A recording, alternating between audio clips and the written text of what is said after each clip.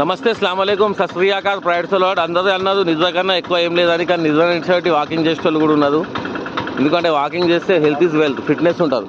Sir నమస్తే sir. ఈ walking ఎన్ని గంటల నుంచి చేస్తారు సార్ మీరు? 5 to 6 చేస్తాను. 5 to 6 మంచిగా ఉంటుంది సార్ వాకింగ్ చేస్తే? వాకింగ్ చేస్తే ఆరోగ్యంగా అన్ని రకాలుగా ఉపయోగాలు ఉంటాయి. అంటే సార్ మీరు గవర్నమెంట్ ఎంప్లాయ్ కదా సార్? Government employee. టైం తీసి మంచిగా రోజు 5 గంటలకు లేచి 6 గంటలకు తిరుగుతారా, లేకపోతే 6 నుంచి 7 దాకా?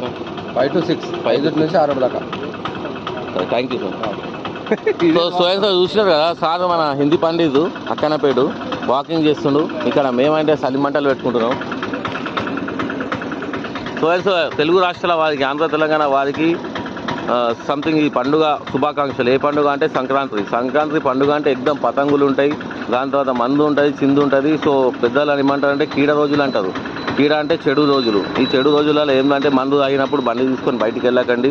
సో చిన్నపిల్లలు హ్యాట్లీ పుట్టక పుడతారు, మొక్కులతో పుడతారు, సో ఎట్లయినా పుడతారు. కానీ వాళ్ళని మనం జాగ్రత్త పెట్టుకోవాలి. పోయినాక ఏం కాదు. మొన్న ఒక పిల్లగాడు వైర్ పట్టుకుండు, పతంగ్ మాంజ కోసం పోయి చనిపోయిండు. ఇటువంటి మనం కేసులు వింటున్నాం కానీ పిల్లలకు టైం కేటాయిస్తలేము. సో లైఫ్లో వచ్చేసి టైం ఇంపార్టెంట్. చుట్టాలు వస్తారు, వాళ్ళు వస్తారు, ఇలా ముచ్చటల్లో మనం పిల్లలు ఏడ తిరుగుతుందో చూస్తలేము. పర్టికులర్లీ పిల్లలకి ఇంట్లో పెట్టండి, ఎందుకంటే మెడలు కూడా కోసుకొని పోతాయి. ఈ జమాన్లో చైనా మాంజా వచ్చింది మార్కెట్లో. సో మార్కెట్లో చైనా మాంజాను కూడా నిషేధించాలి. పోలీస్ శాఖ వారు ఏం చేస్తున్నారో తెలియదు. మెదక్లో కూడా చైనా మాంజా దొరుకుతుంది, రామాయణపేటలో కూడా దొరుకుతుంది. సో ఈ చైనా మాంజాను అరికట్టాలి. ఎందుకంటే చైనా మాంజాతో పక్షులు చనిపోతాయి, మనుషులు చనిపోతారు.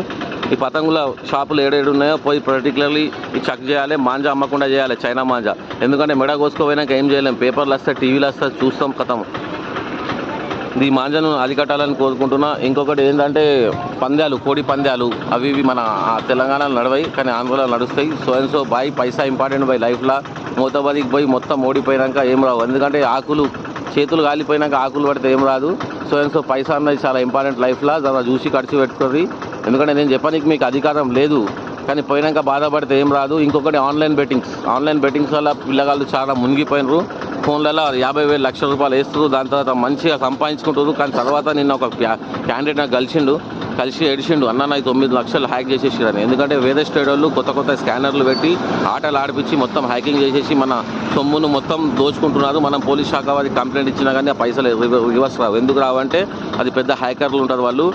సో జూదం అన్నది మనకు నిషేధం ఉన్నది కాబట్టి ఇవి జూదానికి జోలికి కూడా పోకండి. సో అందరికీ అడ్వాన్స్గా సంక్రాంతి శుభాకాంక్షలు.